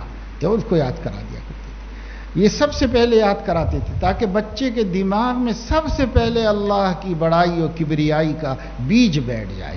ابھی وہ زندگی میں کسی کو بڑا نہ سمجھے، نہ امریکہ کو نہ رشیا کو، کسی کو بڑا نہ سمجھے. بڑا سمجھے تو صرف اللہ کو سمجھے. اس لیے صحابہ پہلے یہ آیت کہتے ہیں کہ ہم بچوں کو یاد کرا دیا کرتے تھے اور پھر اس کے بعد قرآن سکھاتے ہیں. تو قرآن کریم سکھا دینا چاہیے. اور قرآن کریم حضرت مولانا مفتی سعید احمد صاحب پالن پوری رحمۃ اللہ علیہ سابق شیخ الحدیث دارالعلوم دیوبند نے محفوظات کے نام سے چھوٹے چھوٹے رسالے لکھے اپنے بچوں کے لیے، جو سب کے کام چھوٹے چھوٹے رسائل، جس میں ایسی آیتیں جمع کی جو عقیدے سے تعلق رکھتی ہیں، اخلاق سے تعلق رکھتی ہیں، اور ایسی حدیثیں جو بہت کام کی. یہ چھوٹی چھوٹی پہلے ہی یاد کرا لی جائے. بلکہ حضرت تو فرماتے تھے کہ میں سبق شروع کرتا ہوں تو طالب علموں کو کہتا ہوں 40 حدیث زبانی یاد کرو، یا روز ایک حدیث زبانی یاد کرو، روز ایک حدیث زبانی یاد کرو. اس واسطے کہ احادیث ہی تو ہمارا ذخیرہ دعوت ہے. اگر ہمارے پاس نہیں رہے گا، ذہن میں کچھ تو رہنا چاہیے احادیث کا ایک ذخیرہ. کیا لے کے آپ دعوت دیں گے لوگوں کو جب علم دماغ میں نہیں ہوگا؟ تو کہتے ہیں روز ایک حدیث تو یاد کر لو بھائی. سال بھر میں دورہ حدیث مکمل کرو گے 360 حدیثیں تو یاد ہو جائیں گی حضور علیہ الصلوۃ والسلام کی. تو ایک ایک حدیث کو زبانی بھی یاد کرنا چاہیے، چھوٹی چھوٹی صحیح. یا کم سے کم آپ لوگ جب صاحب اولاد ہو جائیں تو اپنے بچوں کو محفوظات محفوظ کرا دو، گٹی میں اتر جائے اللہ کے بارے میں، نبی کے بارے میں، قرآن کے بارے میں عقائد. یہ دور بہت خطرناک دور ہے، ارتداد اور الحاد زوروں پر ہے. اپنے بچوں کی حفاظت کرنا چاہیے. اب امام بخاری رحمۃ اللہ علیہ کو ان کی ماں نے قرآن مجید حفظ کرنے پہ لگا دیا کہ قرآن پڑھو. پہلا کام مسلم بچے کا قرآن پڑھنا ہے. آج ایک بات یہاں رک کے سن لو کہ آج بھی اسرائیل میں کسی بچے کو اسکول میں داخلہ نہیں مل سکتا جب تک کہ وہ تورات نہ پڑھ لیا ہو. تورات پڑھنے کے بعد ہی داخلہ ملتا ہے. نہ سرکاری اسکول میں مل سکتا ہے، نہ پرائیویٹ اسکول میں مل سکتا ہے. تورات پڑھنا ایک یہودی بچے کے لیے پہلا کام ہے. اس کے پڑھنے کے بعد ایڈمیشن ہوتا ہے اس کا. لیکن آج کوئی مسلم اسکول آپ کو ایسا نہیں ملے گا جہاں پوچھا جائے کہ کیا قرآن پڑھ چکا ہے بچہ، کم سے کم ناظرہ، اس کے بعد ایڈمیشن دیں. ایسا نہیں ملے گا کہیں پر. عالم اسلام میں بھی نہیں ملے گا. یعنی جو قرآن کو پوچھے کہ صاحب قرآن پڑھا چکے ہو، یہ پوچھنے والا نہیں ملے گا. لیکن آج یہود کہتے ہیں یہود جو ہے پوری دنیا پہ حکومت کر رہے ہیں، مٹھی بھر یہود. تو کچھ ان کی خوبیاں بھی ہیں. وہ اپنے دین سے بزام خیش اسی کو حق سمجھتے ہیں. اس سے کیسے چمٹے ہوئے ہیں، کتنی قدر کرتے ہیں اس آسمانی کتاب کی جو اگرچہ کہ صحیح نہیں ہے ہمارے نزدیک، محرف ہے، مبدل ہے، لیکن پھر بھی اس کی وہ اتنی قدر کرتے. اور آپ کے پاس اللہ کا سچا کلام موجود ہے لیکن آپ کے پاس اس کی کوئی قدر نہیں. عمریں گزر جاتی ہیں، بچوں اور بچیوں کا قرآن ناظرہ بھی ختم نہیں ہوتا، شادیاں بھی ہو جاتی ہیں، ناظرہ تک ختم نہیں ہوتا ان کا. تو بہرحال پہلا کام پہلے کے لوگ کیا کرتے تھے؟ اپنے بچوں کو قرآن پڑھانا اور قرآن کا علم دینا. اچھا، تو امام بخاری نے بھی مکتب میں جا کے قرآن حفظ کرنا شروع کر دیا. بہت جید حافظ قرآن تھے. آپ آگے بخاری میں دیکھو گے کہ امام بخاری کا کتنے جید حافظ قرآن تھے. کوئی حدیث کا مشکل لفظ آئے گا، حدیث کے ہر مشکل لفظ کو حل کرنے کے لیے قرآن میں سے کوئی لفظ نکال کے، اسی مادے سے کوئی لفظ نکال کے اس کا ترجمہ بتاتے ہیں کہ قرآن میں مجاہد نے یہ ترجمہ کیا ہے، ابن عباس نے یہ ترجمہ کیا ہے، وہ بتا دیتے ہیں. اور اسی مادے سے نکال کے، تاکہ یہاں پر اس کے معنی کو سمجھا جا سکے صحیح طریقے پر. یہ قرآن مجید کا ان کے پانی کی طرح ان کو یاد تھا حفظ. فوراً قرآن کی طرف دھیان ان کا جاتا ہے. اللہ تعالیٰ نصیب کرے تو یہ بڑی نعمت ہے. قرآن کا وفور اور قرآن پر کا شوق یہ بہت بڑی نعمت ہے. بہرحال امام بخاری رحمۃ اللہ علیہ اس وقت 7-8 برس کے ہوں گے، 9 برس کے ہوں گے. کسی نے ان سے پوچھا تھا کہ یہ حدیث شریف کا ذوق آپ کے اندر کیسے پیدا ہوا، اس کی ابتدا کیسے ہوئی؟ تو انہوں نے فرمایا کہ الہمت الحدیث، میں حدیث کی محبت دل میں ڈال دیا گیا تھا، وَأَنَا فِي مکتب، میں جب مکتب میں پڑھتا تھا اور جب وہاں پر قرآن پڑھ رہا تھا، اسی زمانے میں حفظ حدیث کا شوق میرے دل میں الہام کر دیا گیا تھا، یعنی من جانب اللہ ایک شوق پیدا ہو گیا تھا ان کے دل کے اندر اس کا۔ تب پھر انہوں نے جیسے ہی کہتے ہیں کہ شاید 10 برس کی عمر کا رہا ہوں گا، میں حافظ بن گیا تھا اور مکتب سے فارغ ہو گیا تھا۔ جب میں مکتب سے فارغ ہو گیا تو اس زمانے میں یوں سمجھو کہ شعبہ حفظ کے مدرسوں کو مکتب کہا جاتا، آج کل وہ 1 گھنٹے کے مدرسے کو مکتب کہا جاتا ہے۔ اس زمانے میں مکتب سے مراد قرآن شریف پڑھنے کا مدرسہ، اور اس کے بعد تو مدرسے ہوتے نہیں تھے، اس کے بعد اساتذہ اور شیوخ ہوتے تھے، جا جا کے پڑھنا پڑتا تھا ایک ایک کے گھر پہ اور ایک ایک کے پاس جا کر کے۔ تو مکتب جو ہوتا تھا وہ بچوں کو قرآن حفظ کرانے کے لیے ہوتا تھا۔ تو کہتے ہیں کہ جب میں مکتب سے فارغ ہوا تو 10 برس کا رہا ہوگا یا اس سے بھی کم۔ تو وہ جو شوق پیدا ہو گیا تھا کہ صاحب قرآن تو حفظ کر ہی رہا ہوں، حدیثیں بھی حفظ کرنی چاہیے، یہ جو شوق پیدا ہو گیا تھا، اب اس شوق کی تکمیل کے لیے بخارا میں جو محدثین تھے ان محدثین کی مجلسوں میں آوک جاوک شروع کر دی، جانا بیٹھنا، سبقوں میں شریک ہونا۔ اس زمانے میں بس یہی طریقہ تھا، محدث کہیں بیٹھ کے پڑھاتا رہتا تھا مسجد میں، گھر پر، وہاں جا کے لوگ بیٹھ کے سن لیتے تھے، یہی حدیثیں لینے کا طریقہ تھا لوگوں سے۔ تو امام بخاری رحمۃ اللہ علیہ یہ 10 سال کی عمر ہی میں جانے لگے، بالخصوص محدث داخلی رحمہ اللہ کی محفل میں پابندی سے جا کے شرکت کرنے لگے، کرتے رہے اور حافظہ اللہ تعالیٰ نے اس قدر بلا کا عطا فرمایا تھا، ایک دفعے سنتے تو بھولتے نہیں تھے، اور ایک دفعے پڑھ لیتے تو ذہن سے پھر نہیں نکلتا تھا، دوبارہ دیکھنے کی ضرورت نہیں پڑتی تھی، ایسا حافظہ اللہ پاک نے ان کو عطا فرمایا۔ اوپر سے قرآن حفظ کر لیا تھا، اس سے اور نورانیت پیدا ہو گئی ذہن میں، دماغ میں، حافظے میں، ماشاءاللہ سے۔ اب وہ حدیثوں کی ان کی مجلس میں جاتے، بس وہ سبق اس دن کا ان کو محفوظ ہو جاتا، پھر جاتے پھر محفوظ ہو جاتا، یہاں جاتے وہاں جاتے، مختلف محدثین کی مجلسوں میں جا کر کے حدیث حاصل کرتے رہتے تھے، اور ان کو وہ یاد ہوتی اور ازبر ہوتی چلی جاتی، یہاں تک کہ 11 برس کی عمر میں وہ اس قابل ہو گئے تھے کہ احادیث کے علل کو سمجھیں، سند کے اندر جو کہیں گڑبڑ ہو سکتی ہے اس کو سمجھ لیں، اس کو جان لیں۔ تو یہی جو بخارا کے محدثین میں ایک بڑے محدث تھے امام داخلی رحمہ اللہ، انہی کی مجلس میں بیٹھے ہوئے تھے۔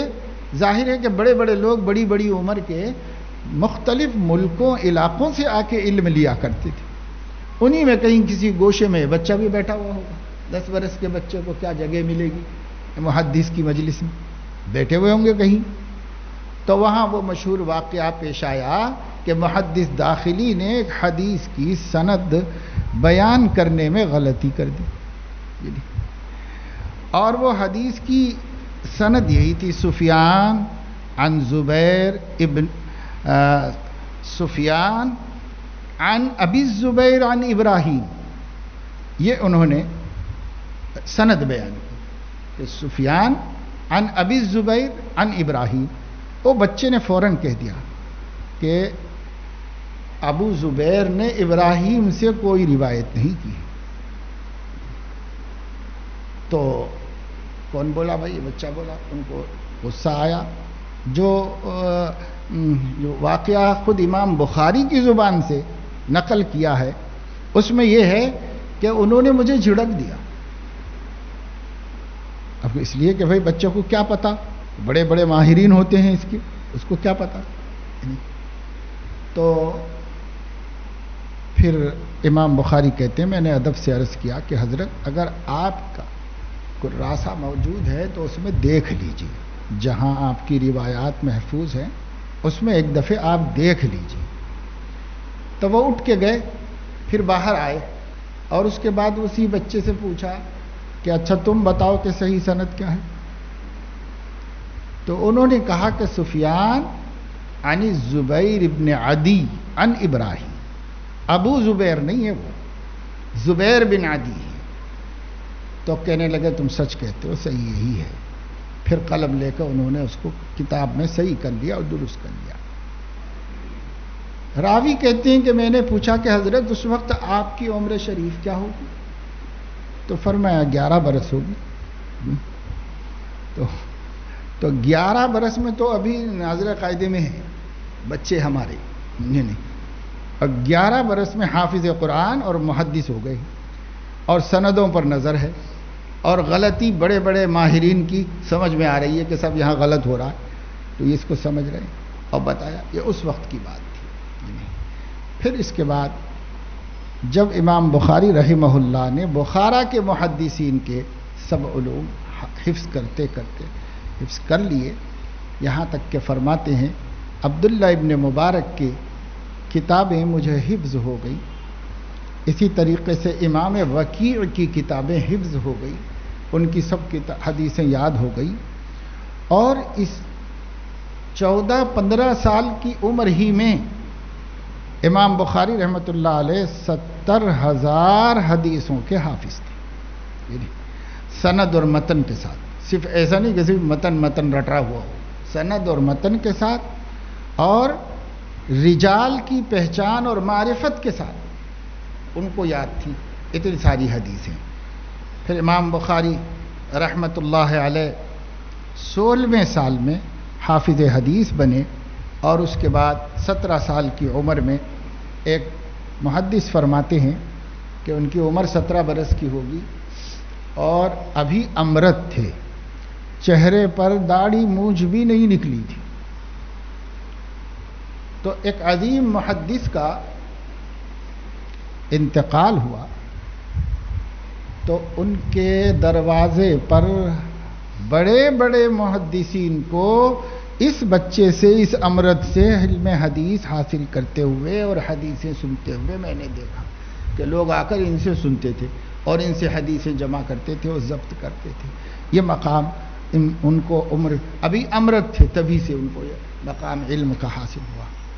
پھر ان کی والدہ محترمہ ان کو لے کر اور اپنے بڑے بیٹے کو، دونوں بیٹوں کو لے کر حج کے لیے تشریف لے گئیں.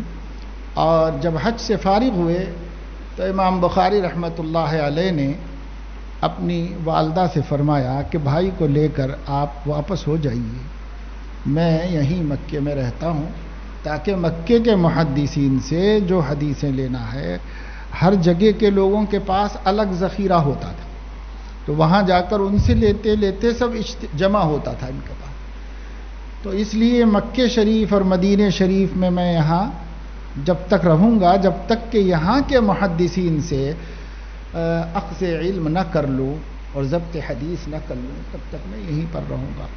تو والدہ نے اجازت دے دی، اور ان کو اسی عمر میں وہاں چھوڑ کر کے اور اپنے بڑے بیٹے کے ساتھ آ گئے. واپس آنے کے بعد ان کے بڑے بیٹے کا انتقال ہو گیا، اور یہی ایک بیٹا تھا، اور یہ بیٹا مکہ مکرمہ میں تھا. تو امام بخاری رحمۃ اللہ علیہ نے مکہ مکرمہ کے سب محدثین سے کسب فیض کیا.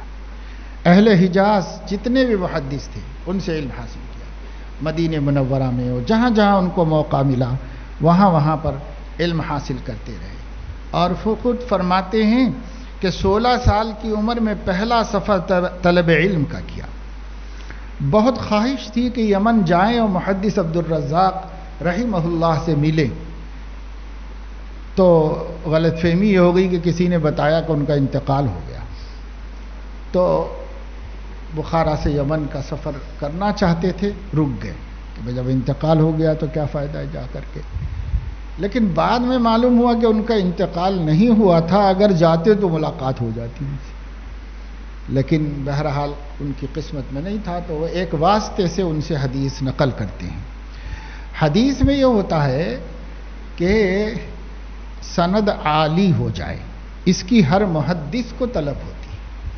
سند عالی ہونے کا مطلب یہ ہوتا ہے کہ راوی کم ہو جائیں، جتنے راوی اس کے اور نبی کے درمیان صلی اللہ علیہ وسلم کم ہو جائیں گے اتنی سند عالی کہلاتی ہے۔ تو کسی بزرگ سے پوچھا گیا وصال کے وقت میں کہ کوئی تمنا ہے، تو کہا کہ سند عالی کی تمنا ہے، کہ جو میری حدیثیں ہیں ان کی سند اور مختصر ہو جائے اور آگے سے مجھے کوئی اس شیخ کا شیخ مل جائے، وہاں سے میں حدیث لے سکوں۔ تو یہ بغیت المحدث کا، محدث کی بڑی محبوب و مرغوب اور پسندیدہ چیز جو ہے، جس کے لیے وہ کوئی بھی قربانی دے سکتا ہے، کتنا بھی لمبا سفر کر سکتا ہے، وہ یہ ہے کہ ایک راوی کم ہو جائے، دو راوی کم ہونے کی کوئی صورت نکل آئے، تو اس کے لیے وہ ہر قربانی دینے کے لیے تیار ہو جاتا ہے۔ تو بہرحال امام صاحب وہاں تو نہیں جا سکے، مکہ مکرمہ گئے اور اس کے بعد مختلف علاقوں کا انہوں نے سفر کیا ہے۔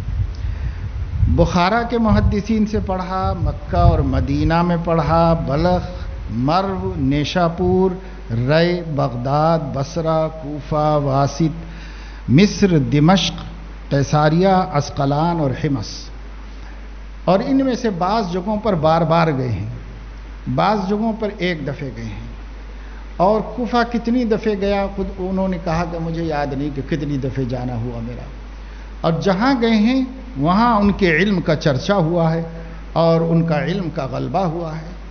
امام بخاری رحمۃ اللہ علیہ نے جو علم حاصل کیا اپنے بڑوں سے بھی حاصل کیا ہے، اپنے چھوٹوں سے بھی حاصل کیا ہے، اپنے ساتھ والوں سے بھی حاصل کیا ہے، اور اس کی وجہ یہ ہے کہ حضرت امام وکیع رحمۃ اللہ علیہ جو بڑے محدث تھے، وہ فرماتے تھے کہ آدمی اس وقت تک عالم نہیں ہو سکتا جب تک کہ وہ علم بڑوں سے بھی لے لے، ساتھیوں سے بھی لے لے اور چھوٹوں سے بھی لے لے۔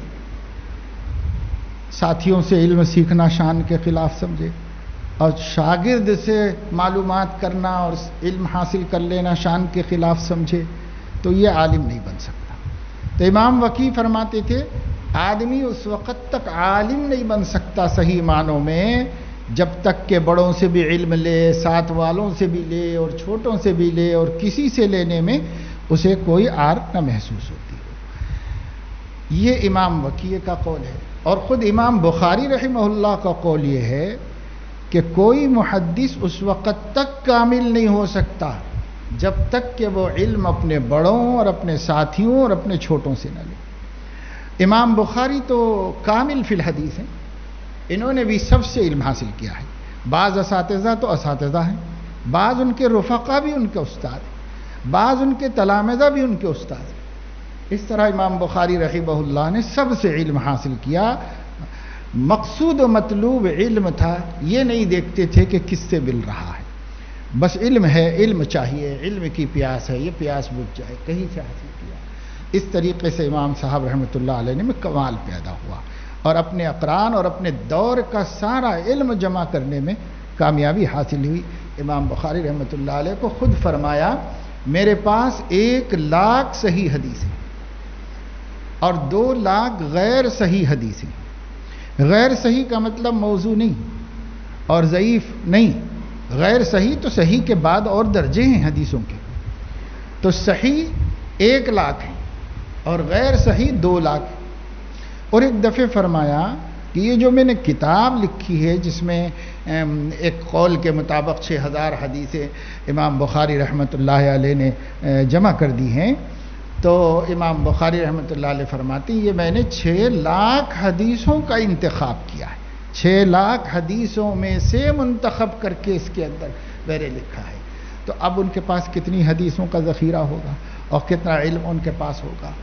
جہاں گئے لوگوں نے حافظوں کی بڑی وہ کی، ایک محدث کی درسگاہ میں بیٹھتے تھے تو لکھتے نہیں تھے وہ، ابھی بہت سے طالب علم لکھتے نہیں ہیں، مگر اس کے آگے ایک فرق ہے، وہ یہ ہے کہ لکھنے والوں نے ایک دن ان کو برا بھلا کہا، ملامت کی کہ صاحب تم بس ایسے بیٹھے رہتے ہو، شوق نہیں ہے تم کو پڑھنے لکھنے کا، دیکھو ہم کیسے ایک ایک بات یاد کرتے ہیں، حفظ کرتے محفوظ کرتے ہیں، یہ کرتے ہیں، آپ کو شوق نہیں پڑھنے لکھنے کا۔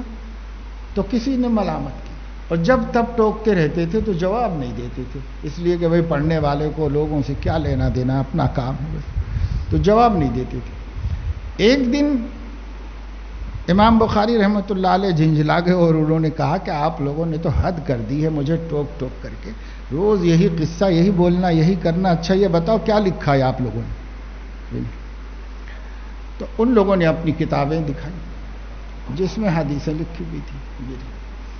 اب وہ حدیثیں امام بخاری نے دیکھی، اچھی ہے، ٹھیک ہے، اپنی کاپیاں اپنے پاس رکھو۔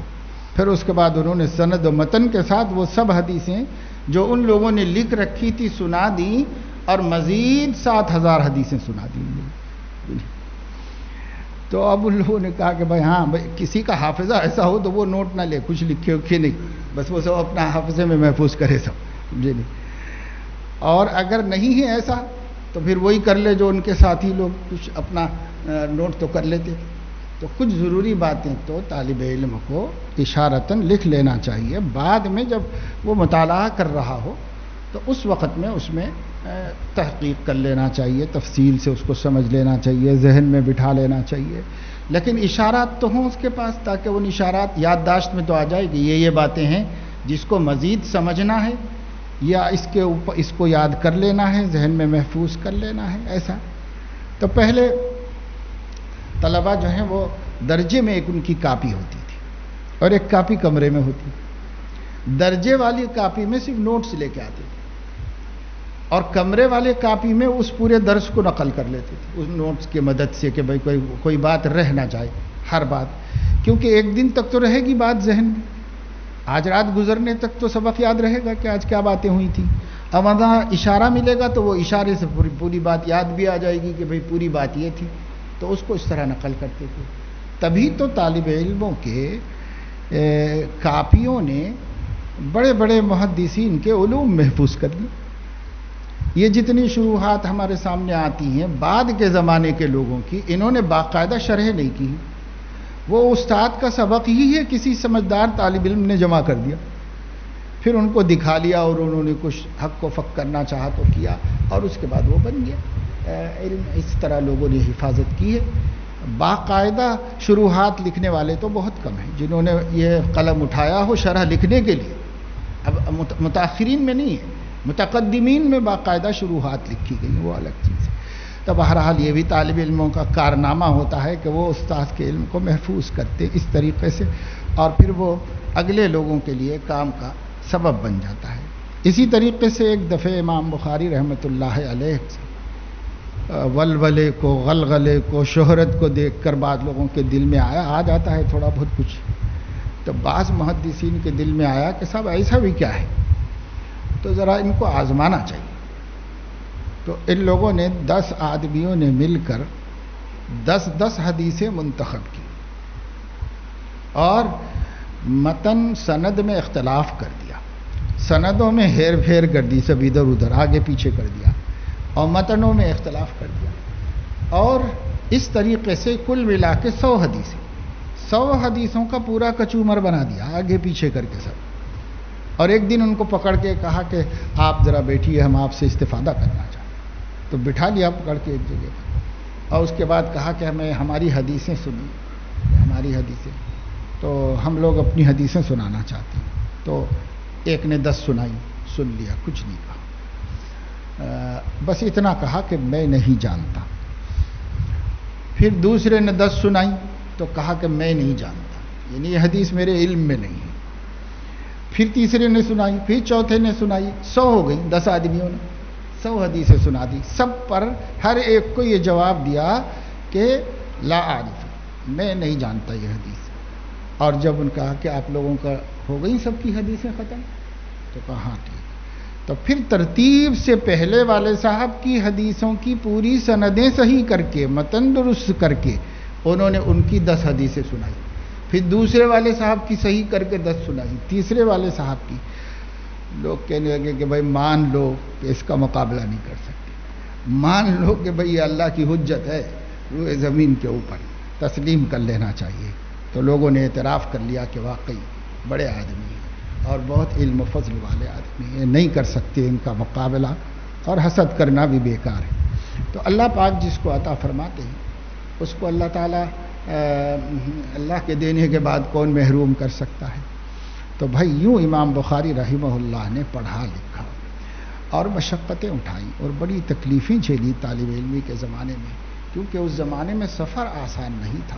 کہاں کہاں اگر ان کے ہم کل سفروں کی جمع کر لیں تو ہزاروں میل کا سفر کیا ہے، یہاں سے وہاں، وہاں سے وہاں، وہاں. عمر کا ایک بڑا حصہ کٹ گیا اس کے اندر کہ وہ علم حاصل کرتے رہے، علم حاصل کرتے رہے.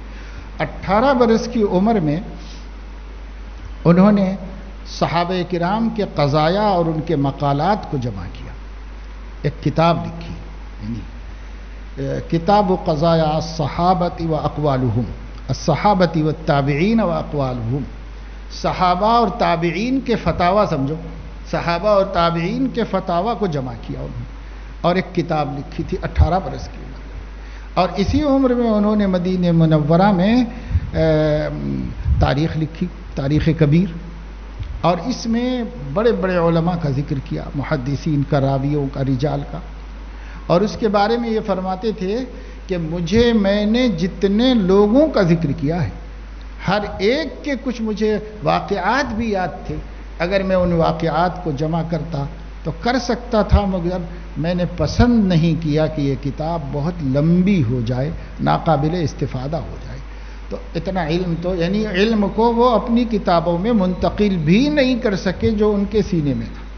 اتنا علم اللہ رب العزت نے ان کو اس کا عطا فرمایا تھا. ان کے اساتذہ جو ہیں 1080 بتلائے جاتے ہیں. اور ایک جگہ کہیں بیٹھے تھے، لوگوں نے خواہش کی کہ حدیث سنائیے، تو اس فرمائش کی تکمیل اس طرح کی، وہ خود فرماتے ہیں کہ میں نے اس طرح اس کی تکمیل کی کہ ان لوگوں کو اس مجلس میں 1000 حدیثیں سنائیں اور ہر حدیث دوسرے شیخ سے سنائی، استاد بدل کے ہر حدیث دوسرے. تو گویا 1000 شیوخ سے 1000 حدیثیں ان کو سنائیں، الگ الگ شیوخ سے. تو 1080 ان کے اساتذہ کہے جاتے ہیں جن سے انہوں نے کسب فیض کیا اور علم حدیث کو حاصل کیا ہے. خود ان کے تلامذہ جو ہیں وہ 90,000 سے زائد ہیں، یعنی جنہوں نے صرف بخاری پڑھی، بخاری شریف ان سے پڑھنے والے اس کتاب کے لکھ دیے جانے کے بعد جب انہوں نے اس کتاب کو خواہش مندوں کو پڑھایا ہے تو 90,000 سے زائد لوگوں نے امام بخاری سے اس کتاب کو، بخاری شریف کو پڑھا ہے. اور تلامذہ تو ان گنت ہیں، بے حساب ہیں، جنہوں نے ان سے کچھ کچھ حدیثیں سنی ہو، لی ہوں اور علم حاصل کیا ہو، تو یہ بے شمار ان کے تلامذہ ہیں. اب تھوڑا سا اور ان کی زندگی سے متعلق ذکر ہے، وہ آگے انشاءاللہ تعالی آپ کے سامنے آئے گا. یہ سب چیزیں